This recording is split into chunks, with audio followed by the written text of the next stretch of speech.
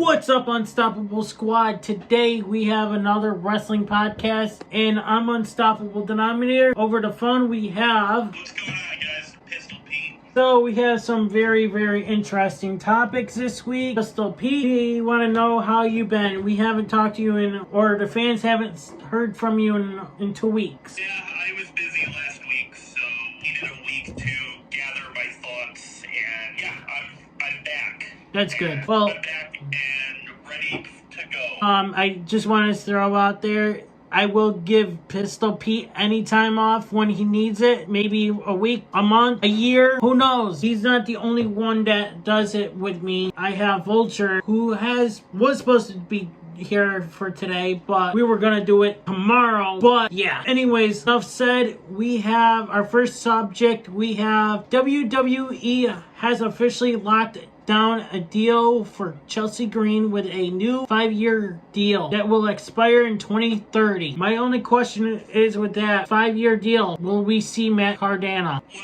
there's a couple ways this could go. The first, and if you asked the question, so this is my direct answer. I do believe that Matt Cardona wants to work in WWE again. It's something he said himself many times, and Chelsea Green's even brought up the fact that Matt Cardona's friends, like some of his best friends, are in WWE. So I believe he will come back. The other way this could go is something that, because they're a couple, sometimes people don't want to be in the same company as the other person, for business reasons or one way or the other.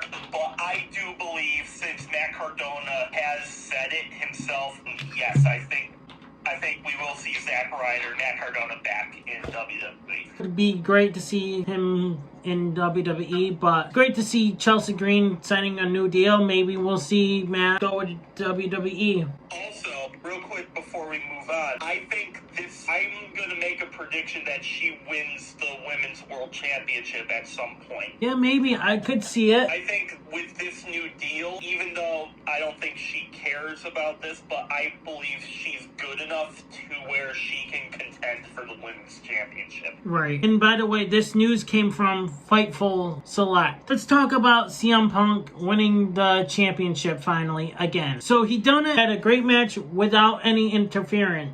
No outside interference. This was good old-fashioned man-on-man action. I thought for sure something was going to go down at the end or in the middle after the match, but nothing happened. It was just CM Punk beat Jey Uso clean. I think this was the right call to make. It corrected the point where CM Punk lost it at SummerSlam. Yeah, as much as I love Jey Uso, I think the title needed to go back to Punk first before Jey or anyone else. I thought Vision was going to come out and help CM Punk win it. Yeah.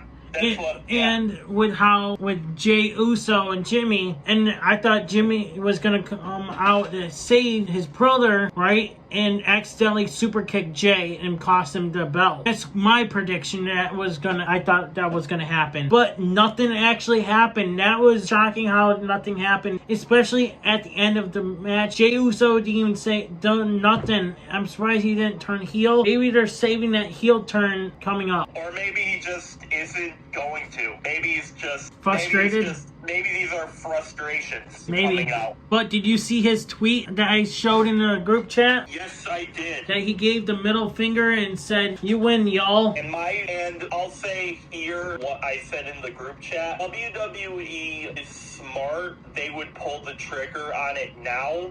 I am at a point where I don't think that's any more realistic. Right. I think if it happens, it will happen for Jey and Jimmy. I can't see a scenario where one is heel and one is babyface anymore. I can't. Yeah, I agree with you there. we've brought this topic up how many times on this show? Since I think week 1. Yeah. So since we started this podcast. At what point is this just okay?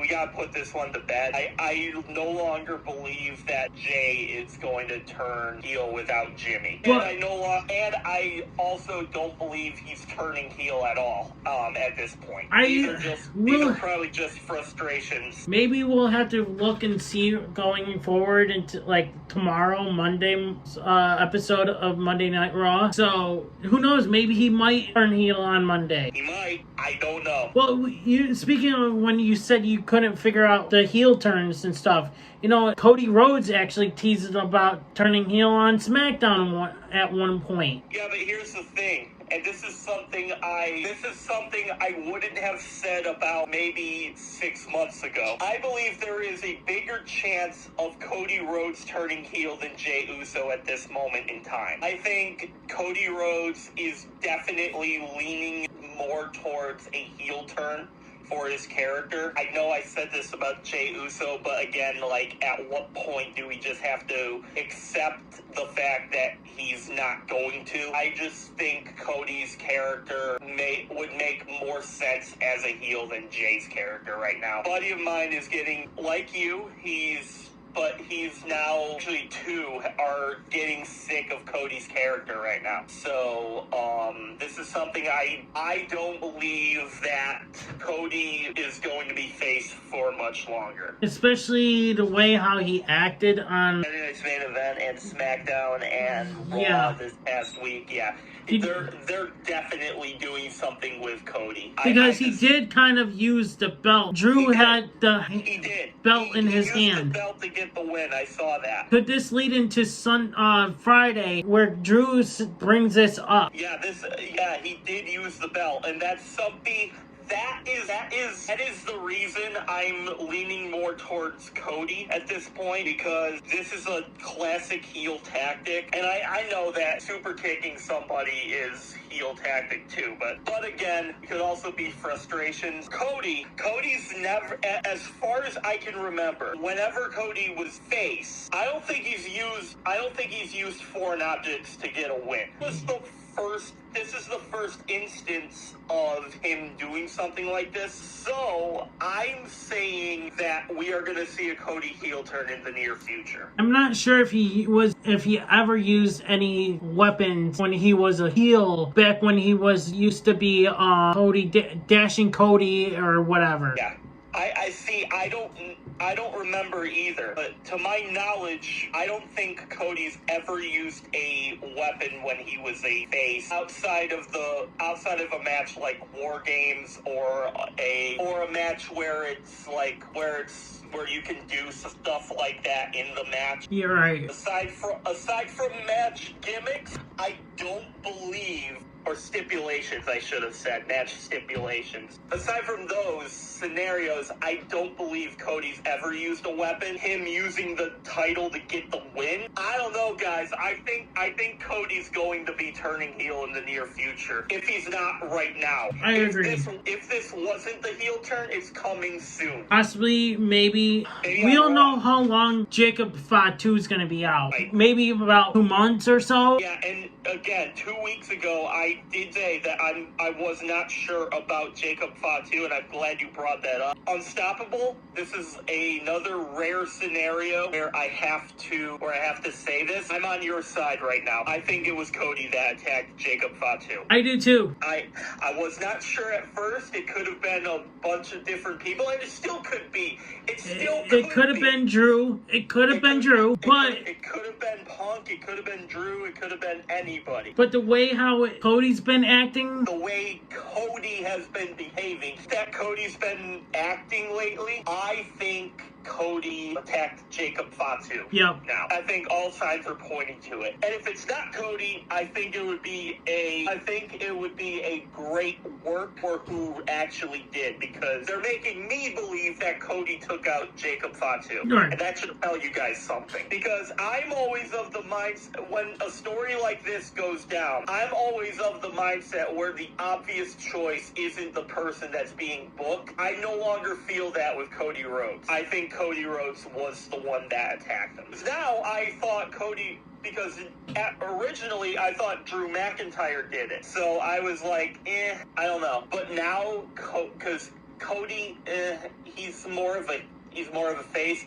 After seeing him this past week, he's been acting more and more like a heel. So I think we're gonna see Homelander Cody coming very soon. It's gonna be interesting. And, you know, this maybe that movie role made him turn away. You know, Maybe Hollywood got to him. Right? Hollywood Rock taught him Hollywood best. Cody. Hollywood Rock taught him best. Alright, so Jade Cargill wins and beats Tiffany Stratton for the women's title. And you know what? This actually, I don't know if you said it or someone said it on Facebook, but this works perfect for her heel character. Yes, I was the one that said that. Okay, so I definitely agree with you there. Yeah, 100%. Makes Jade's heel turn feel complete. You backstabbed your partner. Go after the title and win it. That's exactly what she did. So I give Jade Cargill props for that. And this makes her feel more important forward as well. Because the worst thing you can do as a villain character, the worst thing you can do is go into a scenario where you finally make the turn, but then you lose your first appearance. The first major appearance in a match, if that first appearance is a loss, then all you're doing is making yourself irrelevant to everything going forward. And that's exactly what WWE did not want to happen with Jade Cargill. So I think the right person won this. Right. You know, once Bianca Belair returns with that broken finger, because I'm looking to see how long she's been out. She's been out since WrestleMania. And it says that there's recovery status as of late of October 2025. There hasn't been any out of action for several months with no return date announced. So this could be great for a feud between those two as Jade is heel now. Yeah, and you could also, this is something you can do. You can work Jade into the feud with Naomi. They could make a case where Jade Cargill instructed Naomi to take out Bianca Belair. Yep. So, you know, I don't know if that's what they're gonna do, but that's something they could very well set up. Now, I don't know if you saw this on Facebook, but did you see that all the AEW people that used to be in AEW are now WWE champions? We got Cody Rhodes, we got Jade Cargill, Ethan Page, Ricky Starks. Could we see a faction right there? Maybe. And I know she and Jade Cargill, CM Punk. Oh yeah, I forgot CM Punk. Sorry about that. Led by Cody Rhodes. I could see that. Would be interesting to see. What do you guys think? Have that be like the new Nexus? I could see that. Right. I could see that very, very much going down. They should work on that. That's good. That's good storytelling right there. Yeah, that right there would be a good booking right there. See, WWE, hire us as bookers. Come on, WWE. We're smarter than your guys as bookers. We can probably put up a good show for you guys, for the fans. Right. Oh, maybe I'll download the new, once my paycheck comes this week, see whatever I have left over, maybe download and buy the new WWE game, put them as the group. And air it here on YouTube. A tournament going on for John Cena's last opponent. John Cena says anyone from WWE like Raw, SmackDown, NXT, AAA, any of WWE or outside of WWE can be in this tournament. That's exactly what he said. Now, before anyone says, I don't think this is WWE saying, AEW, you can come over here. No, I don't think that's what's happening here. I think by saying outside of WWE, they're referring to TNA.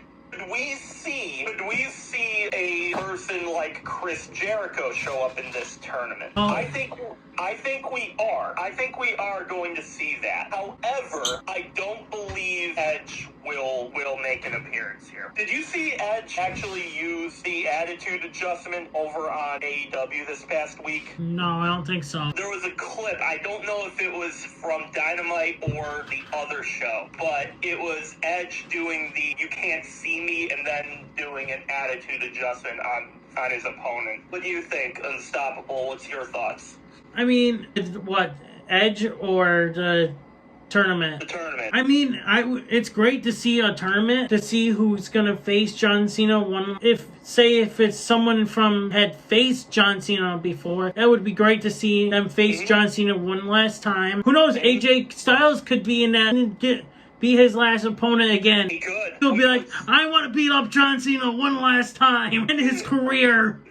That would be hilarious. Right? I don't know if WWE is going to allow any AEW superstars. If AEW works with them, who knows? That would be a shocker, but I don't think so. I don't think that's going to happen. I think it's going to be free agents, or it's going to be TNA or AAA. They're on C Wrestling. He did report we could see Jeff Hardy in the tournament. We could. That is true.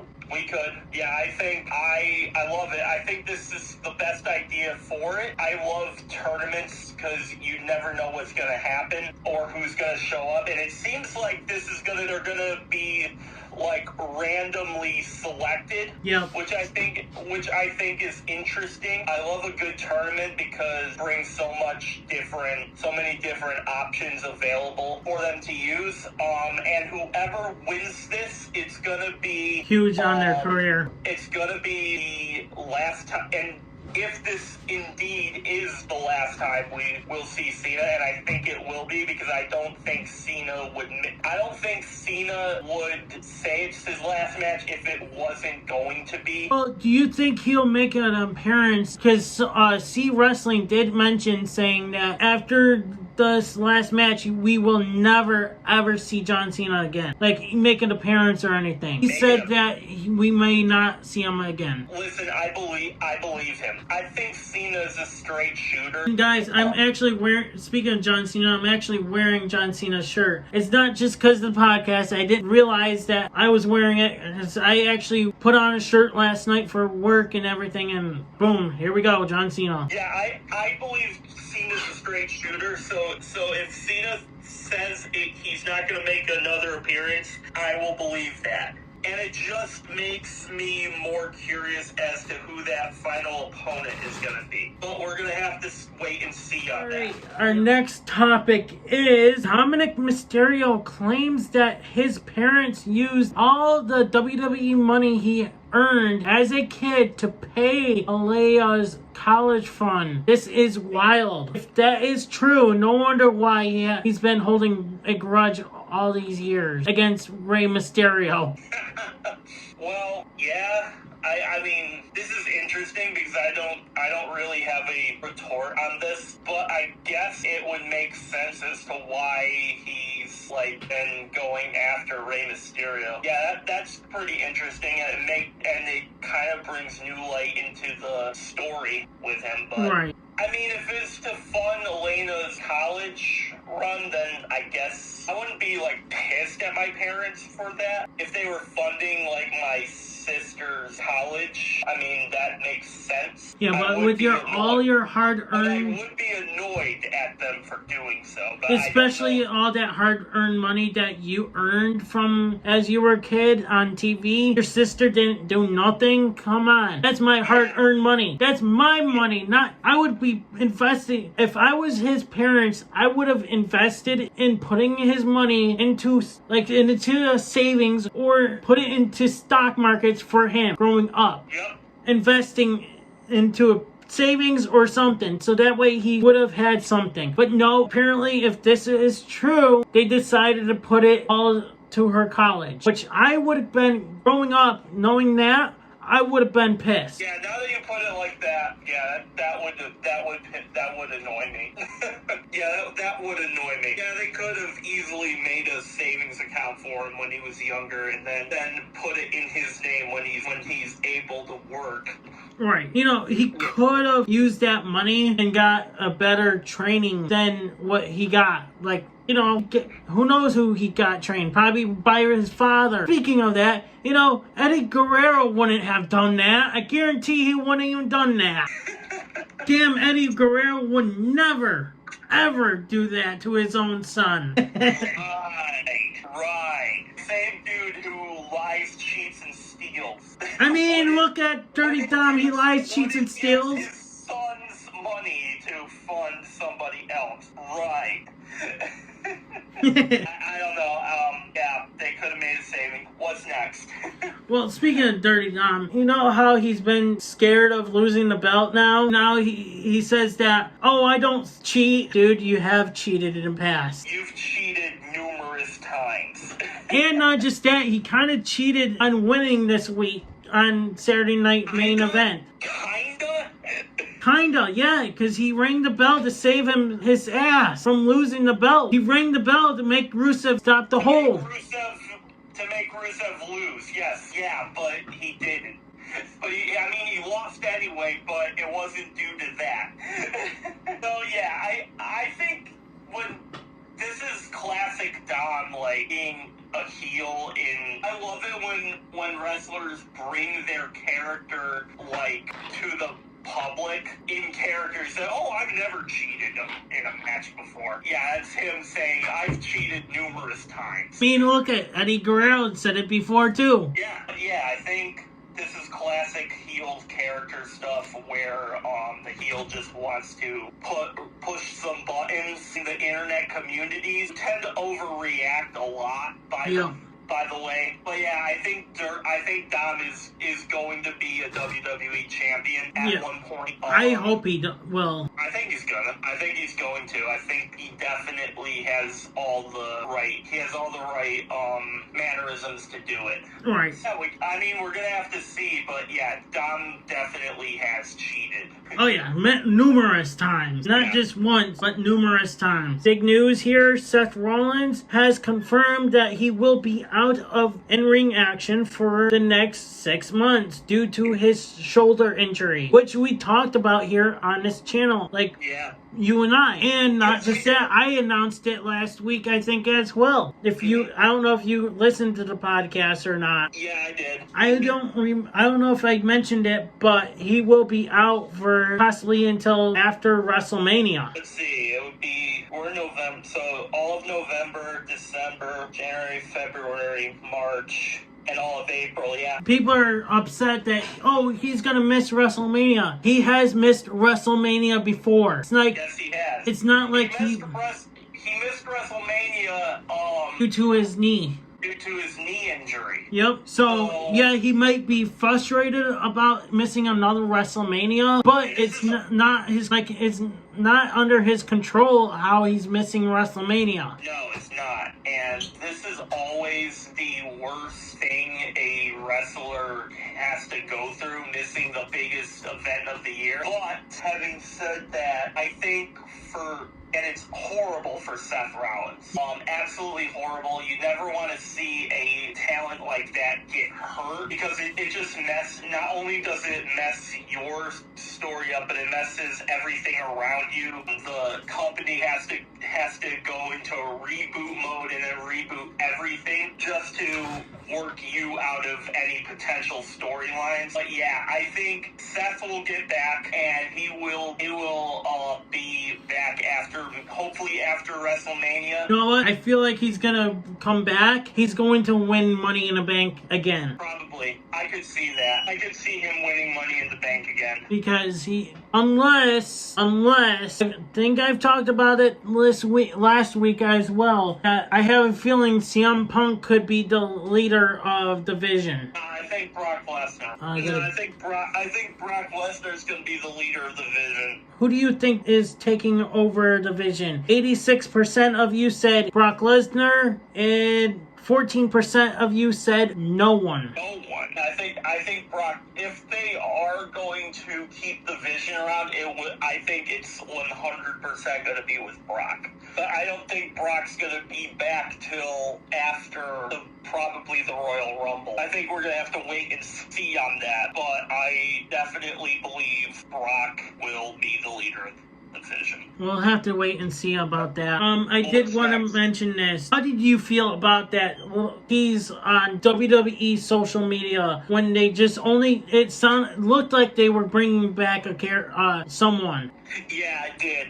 And it was all the hype just for. And it was all the hype just for frickin' WrestleMania next year. I mean, fair enough, I guess. But why? They should have just aired it on Monday Night Raw, not just showing it on WWE, where everyone's expecting someone to return or make a big, huge debut. You know? Yeah, I agree. Also, isn't it like a little early for WrestleMania promos? Kinda? Like, because the Royal Rumble hasn't even happened yet. Right, but kinda still is, yeah. I would have waited till next month. I would have waited at least until after WrestleMania. At least. It's just, it blows my mind sometimes. I don't know, I was expecting, they're bringing someone back here. But then you saw Heyman at the end, and it's like... someone for division. It's like, okay, so they're going to bring back Brock Lesnar. And then all of a sudden, Triple H made one. I was like, that's a little weird. All of a sudden, it just appeared on Raw. Boom, hello, WrestleMania next year. And it's like, okay. Why put all this tweets on your social medias, get all hype for possibly a return, but fake it and put WrestleMania is coming. Please buy our ticket. It's gonna be huge. I know. It's just, and it's like, reduce your ticket prices. But you guys could have just waited until Monday Night Raw popped on and just showed it. And then with a chip. You could have waited for Raw, you could have waited for SummerSlam, you could have waited for the Royal Rumble. Like, right. It's way too soon to book WrestleMania promos. Yep, I definitely agree on that. Way too soon. WWE wasted a lot of people's time just being hyped up and shit. For no reason. No reason at all. Stupid WWE. Yep, I agree there. And when people say they're done with WWE, usually I roll my eyes and say, okay, see you in a month. Right.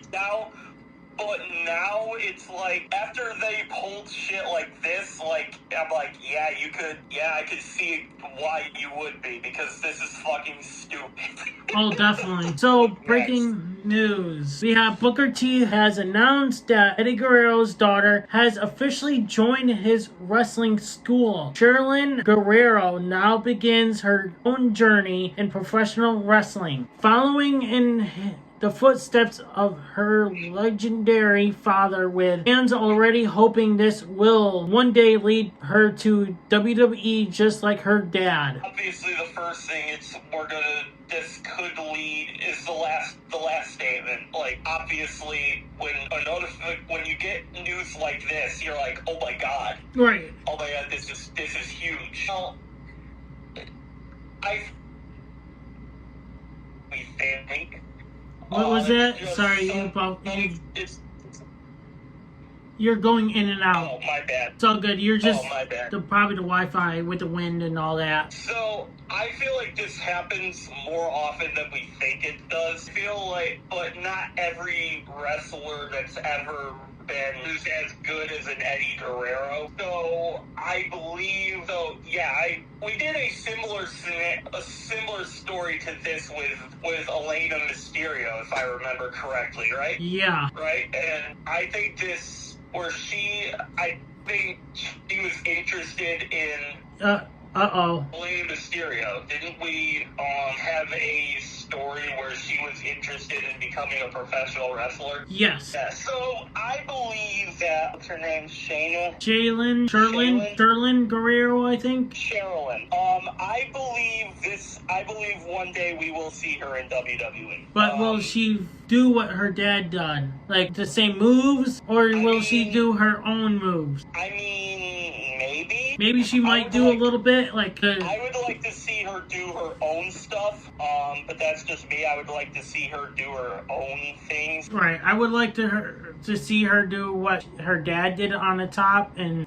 just to be for the memory of her dad. CJ Perry announces her new podcast, Identity Crisis, launching November 3rd, which is tomorrow. It is tomorrow. Which, as you guys are watching this, was yesterday. And her first guest will be with her husband, Rusev. Of course it will. Who knows what this is going to be all about? This is going to be interesting. Will you go take a listen to this? I might be interested in see what she has to say. Possibly right after I listen to a podcast that I'm listening to, Trailer Park Boys, I might go take a listen to this podcast. Once I get done, I might actually just go ahead and listen to hers and go back to Trailer Park Boys. See what it's all about.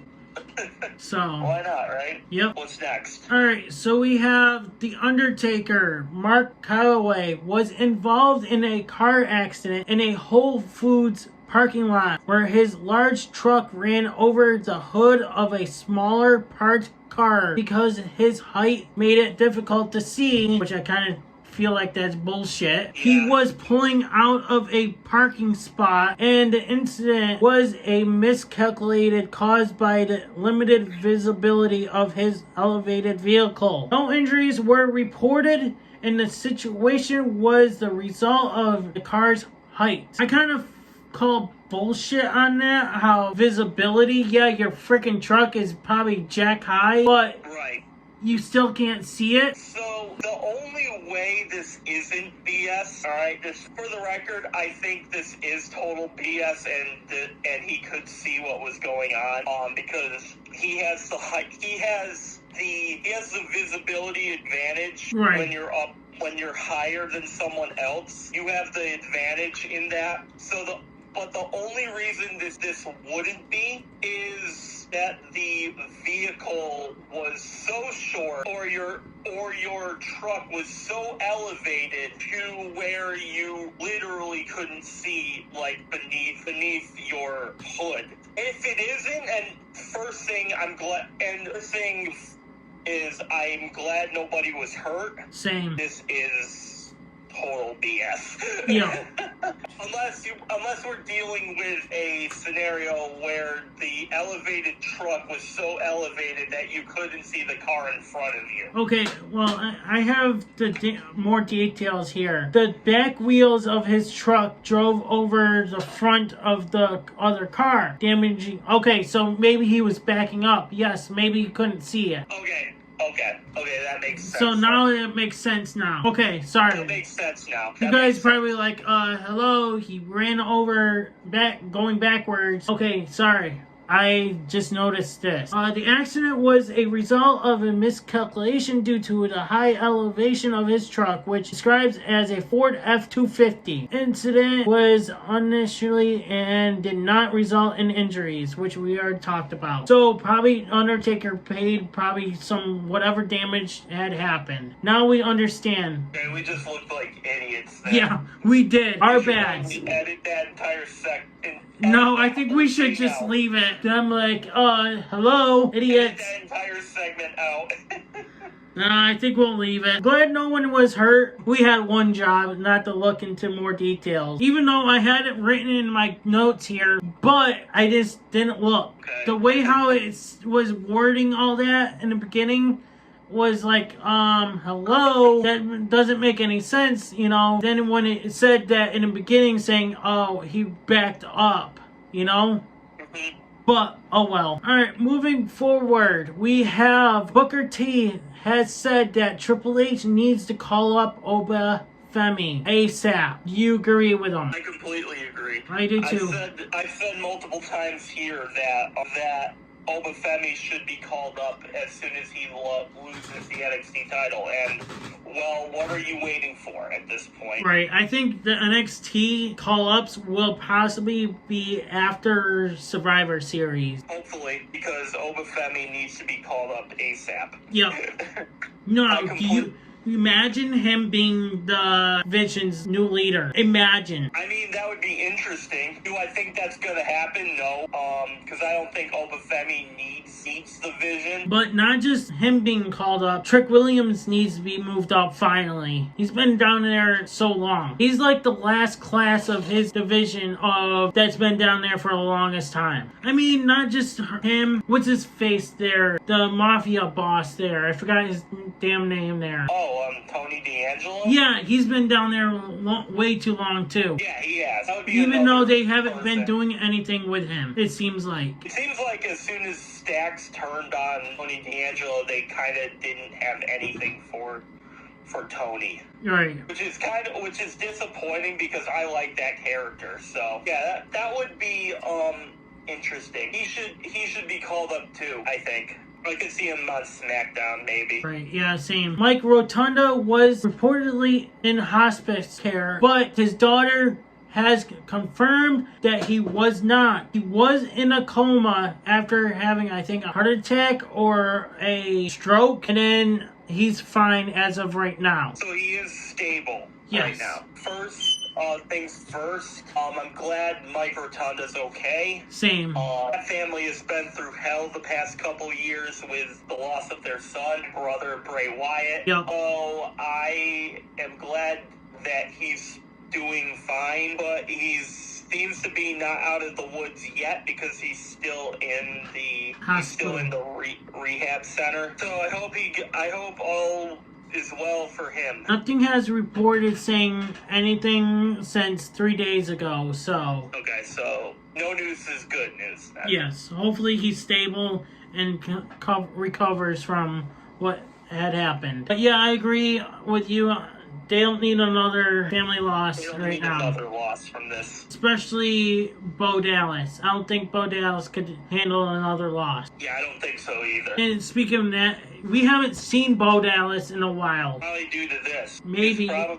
My guess is that it was probably due to his father. I don't think he could handle another loss. Yeah, but he's been off TV a long time ago, though. Didn't he make an appearance? Not on the past. I'm surprised he wasn't there when the faction was going to the on SmackDown for Halloween. I'm surprised they didn't do that. He wasn't there. Interesting. I mean, he could have an injury himself, maybe. I'm looking up right now. But maybe it's due to his father. Hasn't had one since March. Interesting. Okay, so June 2025 indicate that Dallas has recovered from his injury and has been medically cleared to return, though specifically plans for his comeback have not yet been officially announced. That was a while ago. But where has he been? It's not bringing me anything. Well, maybe he just is with his father, unstoppable. That's probably my guess as to this. Yeah, but he's been gone a long time ago, though. Yeah, I know, but who's to say that illness didn't happen? Probably, yeah. Who knows? Who's to say that he hasn't been dealing with his illness since then? They're not, saying, oh, we have nothing for you right now, Bo. But you have something for the faction. Let's move on. The last subject of the day, unless we find something towards the end of the podcast. So... We already talked about this. What? We already talked about that. R-Truth? Oh, R-Truth. Oh, duh. But anyways, R-Truth dressed up as Santa Claus for Halloween and gives out candy for Halloween, and he thought it was December and Christmas already. Oh my God. R-Truth, please do not change. Please. Don't change. Just be yourself. Stay as yourself there, please. Oh my God. This is the same dude who went to Austria instead of Australia. Yep, and the one that brings out a ladder thinking it was a ladder match or Money in the Bank. In the middle of the Royal Rumble. Yeah, and it comes out in the Women's Royal Rumble too. R-Truth, just don't change.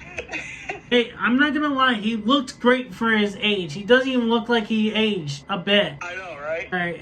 Let's see if there's any WWE news before we end it. Unless you want to bring this up, but Tony Khan reportedly freezes out wrestlers he thinks are WWE bound. I was just about to send that to you. Unless if you want to, we could. I mean, we could. We could talk about it. You're planning a jump to WWE. Don't expect much airtime in AEW. At least not while Tony Khan's calling the shots. That's not good. That is not good. During a recent episode of Wrestling Observer, Dave Meltzer dropped some telling insight about why certain wrestlers may be kept off AEW programming.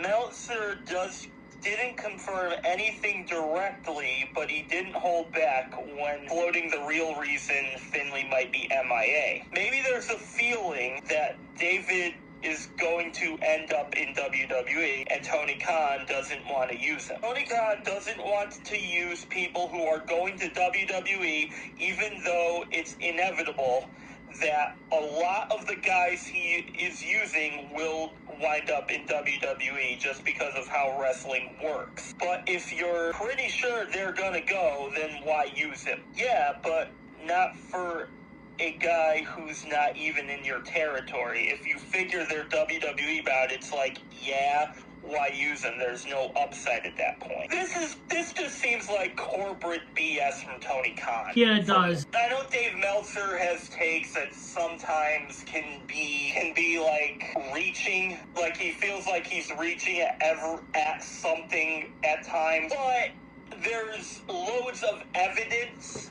Unfortunately for Tony Khan, there's loads of evidence that point to this being true. The first thing that comes to mind is Rey Fenix and Penta. When Penta was going to WWE, they were holding Rey Fenix hostage intentionally. Yeah, I remember. Because he wanted to join his brother. They didn't want to lose out on the money that Rey Fenix was providing him, even though Phoenix said he didn't want to work another day in AEW. They eventually worked out an exit clause, and he has since been in WWE and hasn't been in AEW since. The next thing, and I think this is what sparked the entire thing in the first place, and I'm bringing this up now because I feel it's relevant here, and that's Stephanie Vicaire. Yeah. When she had the match at All Out, there were reports that said that Tony Khan wanted to sign her. He waited too long because a week later, I got the notification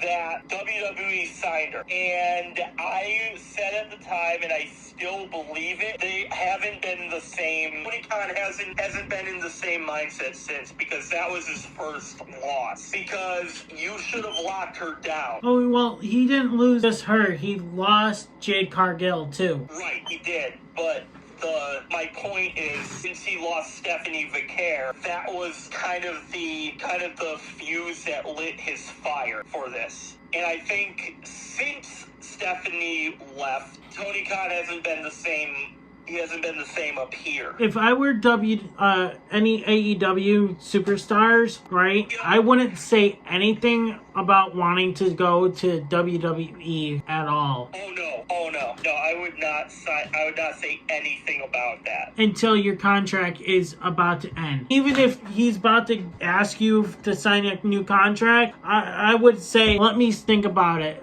Let me give you a moment and... Yeah, let me think about that for a minute. So, definitely. And then I would go to WWE. Yep. Because I would not say anything about that. You're 100% right. Even if he gives it to you before your contract expires, I would say, let me think about it. Maybe a day before your contract expires, I'd be like, I'm still thinking about it. Yeah. Let your contract expire. That way you have the pull Right. to do whatever you want. And then if you shop your options and AEW has the best offer, then sign the contract. Yep. But it feels like more and more people are leaving AEW because of Tony Khan. Because Tony Khan runs AEW like his own sandbox, where it's his dream matches that are and scenarios, not the talents scenarios. It was great in the beginning. I'm not going to lie. It was. In the beginning, it was. But you know the saying, like, if you do the same thing over and over, it gets less appealing. Yeah. Well, I think it's happening here because the way Tony Khan runs it, he kind of has his own way of running things, and it's a major reason why they are where they are right now. And it's sad because their pay-per-views are really good. Yep. Nobody's complaining about that. It's the weekly shows where people have had an issue. Nobody really is concerned with the pay-per-views that AEW put out. They have great pay-per-views. They have great pay-per-views. Nobody is taking that away from them. Right. But the show in general, like, before the pay-per-views or anything, it's just lame. Yeah, because Tony Khan runs AEW like he's in control of the storyline. Right. I'll tell you this right now. Like I said before, it was great in the beginning. He had everything going right, and then all of a sudden, what happened? Why is it going to shit? Why does it look like he's going to bring it down to the ground? Well, there were a few factors. I think you saw Triple H take on over. The other side.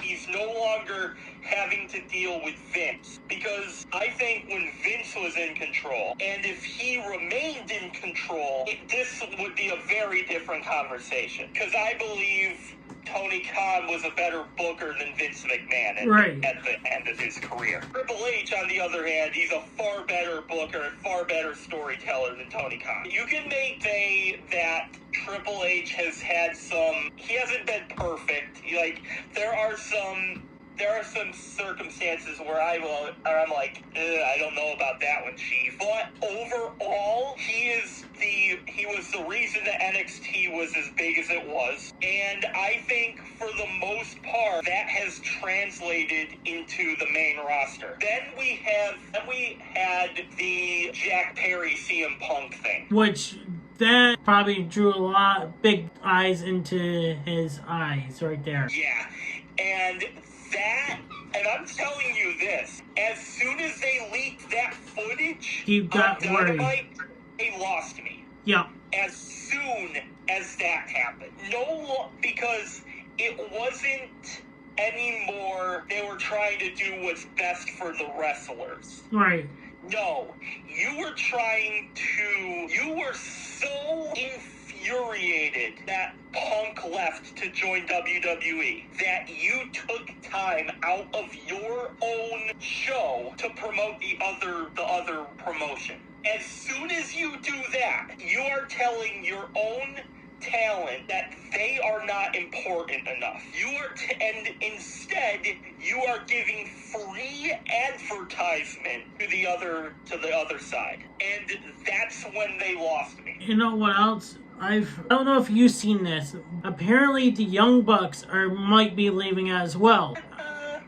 Wouldn't surprise me. Let me see how long their contract is going to be up. That wouldn't surprise me at all at this point. The Young Bucks signed a new multi-year contract with AEW in August 2023. Rumors were saying that they were going to be leaving. Well, 2 years is multi, isn't it? Yes. And 2 years from 2023, math, that's 2025. Yeah, sorry. Multi-year is 2 or more, so they could be leaving this year. But that was signed in August. They would have left already. Yeah, it's true. Hold on. Wait. Earlier reports indicate they had deals through 2024, which were then extended. Okay, so that would be 2026 at least. So because if they're extending that contract, and that contract is officially up last year, if they were giving a multi-year extension, then we're talking at least 2026. If the Young Bucks leave AEW, this is going to be a huge awakening. A huge story when it happens. This is going to be a huge awakening to losing. This is going to be a huge deal for AEW. This might be a waking call for Tony Khan. He's gonna have to figure something out because he's losing his big stars if they do go to WWE. Yep, he's lost, and it seems like everyone that's wanted to go to WWE from AEW has. Because so